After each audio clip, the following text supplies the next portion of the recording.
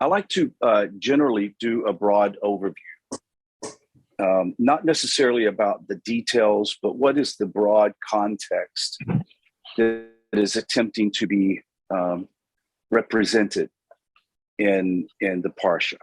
Now, sometimes it's difficult because there are just so many things being presented at the time that it requires you to have to break things down a bit.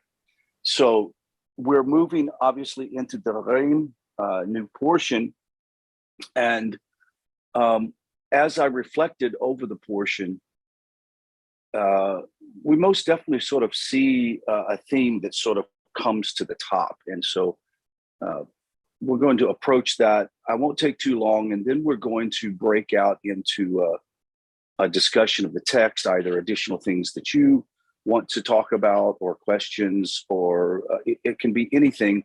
We like to try to keep it within the context of the Parsha if we can.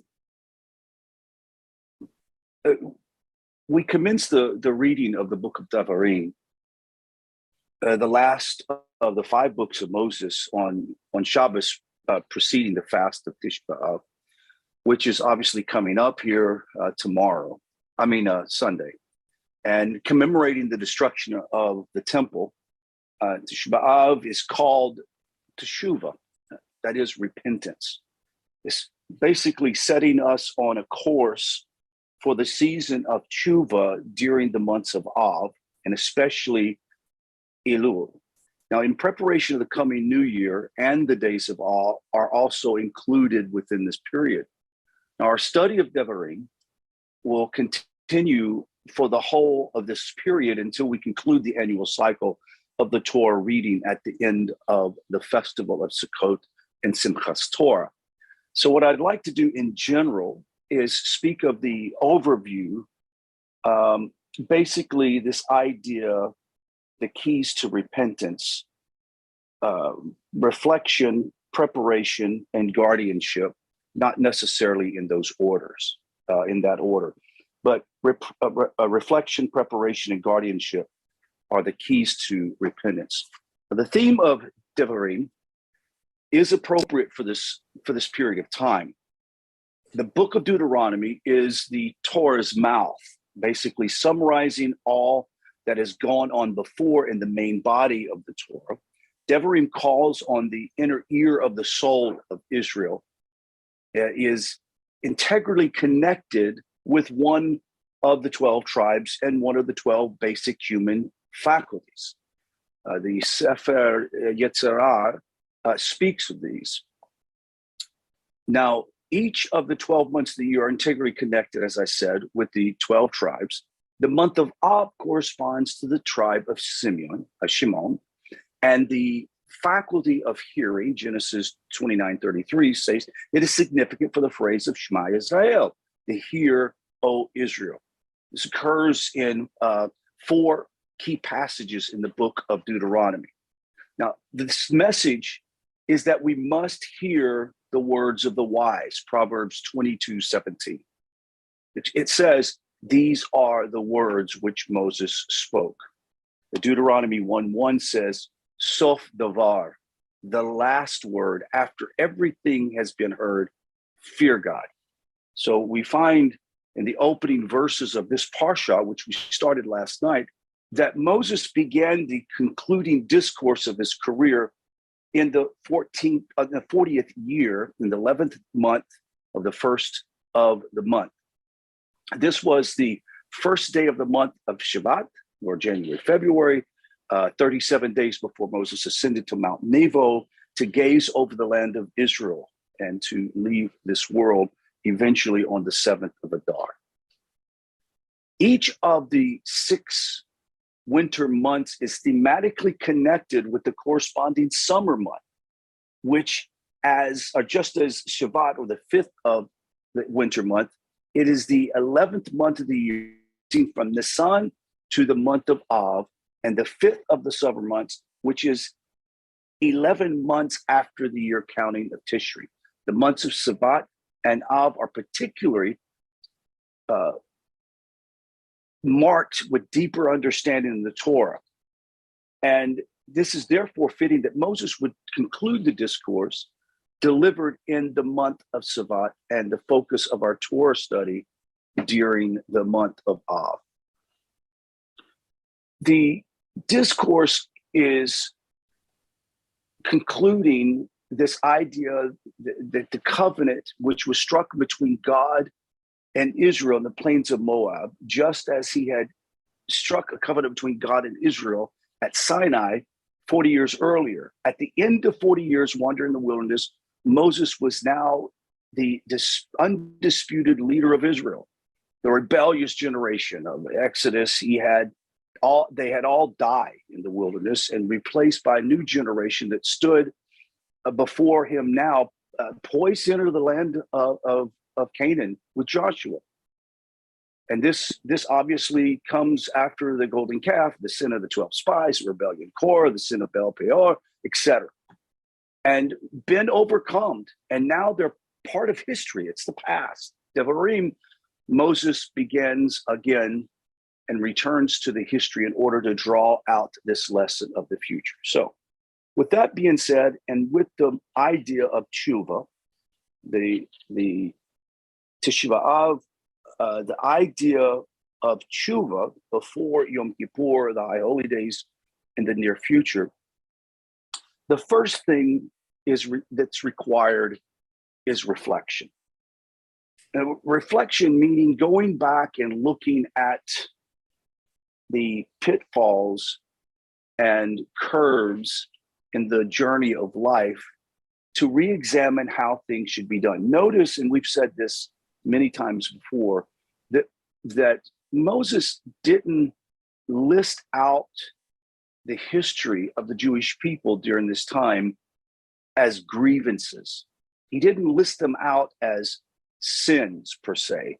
He just stated the sort of overview of history to remind them to reflect. One of the most important elements to true tshuva is being able to go back and look in the past to your misdeeds and making sure that you've learned the proper lesson. I have two wonderful grandchildren who are twins, and they very easily apologize, very apologetic all the time, to the point ad nauseum, right? I'll go, don't apologize, just don't do it anymore, right? Sorry, Papa. Do you forgive me, Papa? I'm sorry, Papa. It's sweet, but after a while, it gets on your nerves, right? So I say, don't say it anymore. Just don't do it. Okay, Papa, but I'm sorry. I know you're sorry. But the point of this reflection is not to continue to apologize and ask for forgiveness because you've done that. The purpose of reflection over the past is to establish resolution on not repeating those things. Learning the lessons from them is very important. Now, we've talked about that we all live, especially the Kabbalistic view, that we all live in the present.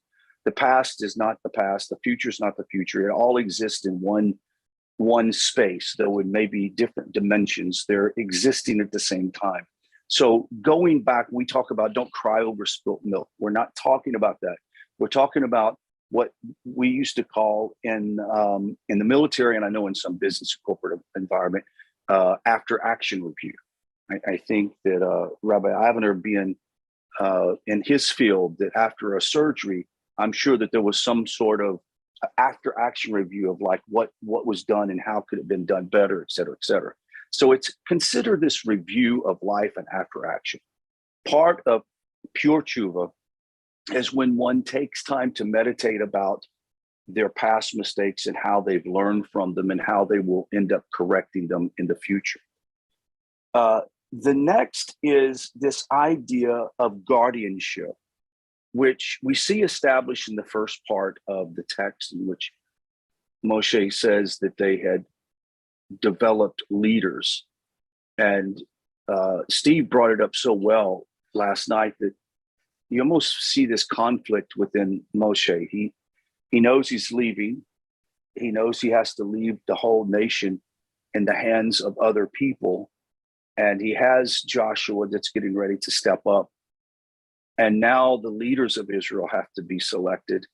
And he puts that responsibility upon the leaders of Israel to find the person that can best, not only best represent them, but also to be a person of incredible integrity with unimpeachable integrity that follows the Torah, that has great wisdom. They have to find that right person.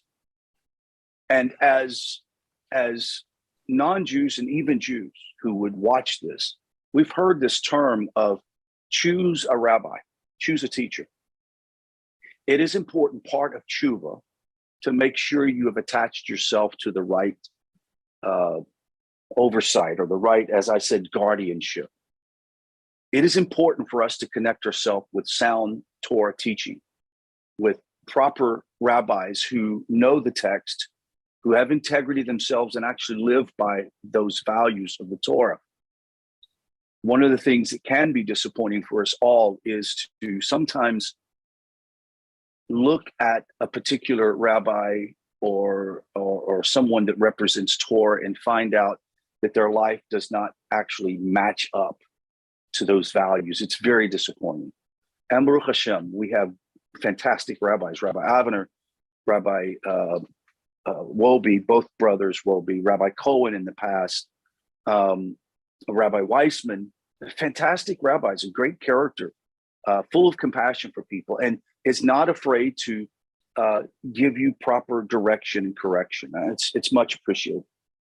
And the last but not the least is all of these are very equal in the part of tshuva, is the book of Devarim is about preparing the people to enter into the land that has been promised, a covenant that God made with Abraham, this covenant of pieces for the land of Israel. It's an incredible covenant.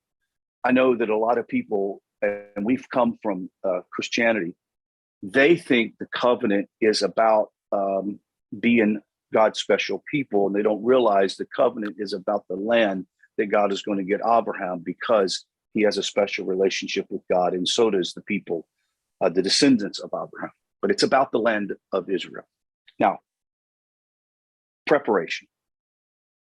The preparation, or put it this way, the reflection and the guardianship is as important as preparation. As a matter of fact, without the other two, preparation could very well be in vain.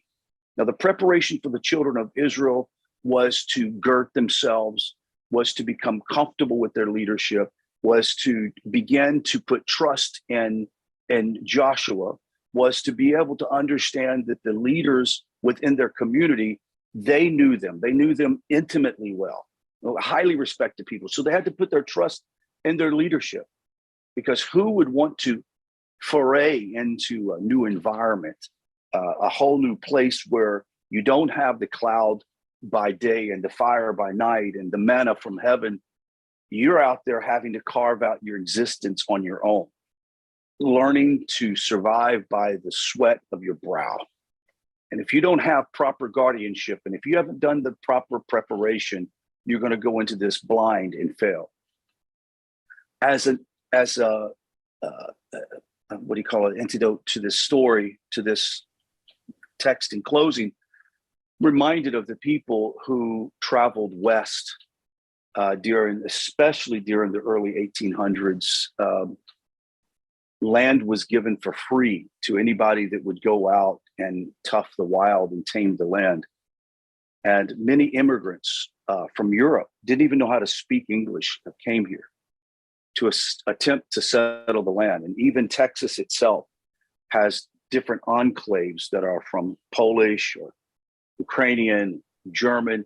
It's really interesting. I mean, you would think Texas being Spanish and Mexican American, the war against America, I mean, the Texans, you would think it'd be no such thing, but all over the place. You can go to Schulenburg, there's great beer in Shiner. I mean, you think of all the great things in Texas, it was made up of people who prepared, who looked at their personal existence of where they were at and decided to take that arduous task of conquering the land.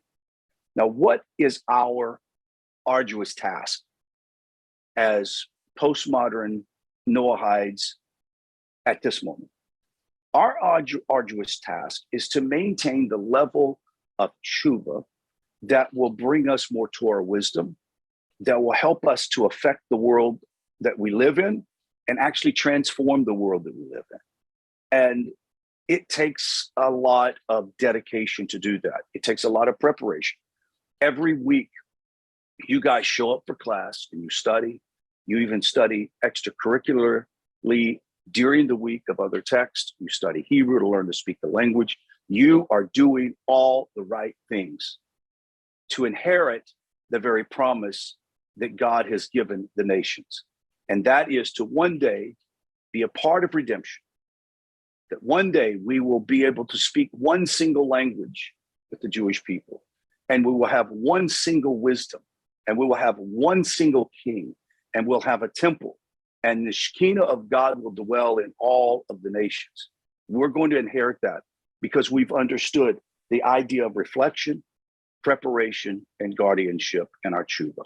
So may Hashem take us from grace to, from strength to strength and give us great resolution to make sure this happens. That concludes my Torah text and discussion. So why don't we drive on to more discussion or wherever you guys want to take it.